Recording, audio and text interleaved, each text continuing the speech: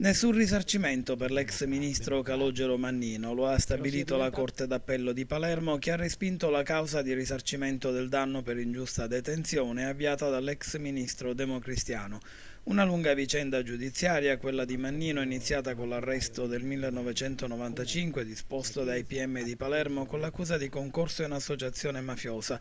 Restò in custodia cautelare per 23 mesi. L'ex ministro democristiano, oggi deputato nazionale, venne assolto in primo grado ma successivamente condannato in appello per mafia. La sentenza venne annullata dalla Cassazione, che impose un nuovo giudizio di secondo grado che si concluse con la sentenza di assoluzione, che però il Tribunale di Palermo emise con la formula dubitativa. La sentenza venne ribaltata in Corte d'Appello e Mannino fu condannato a 5 anni e 4 mesi di carcere. Dopo l'annullamento in Cassazione e il rinvio ad altra Corte, la seconda assoluzione, poi confermata dai supremi giudici.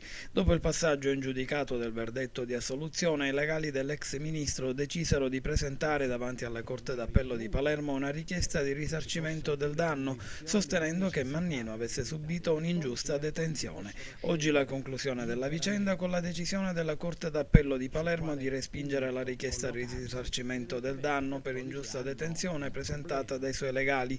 Una decisione che l'ex ministro ha commentato dichiarando che aspetterà di leggere le carte e conoscere le motivazioni del provvedimento per decidere insieme agli avvocati se fare ricorso.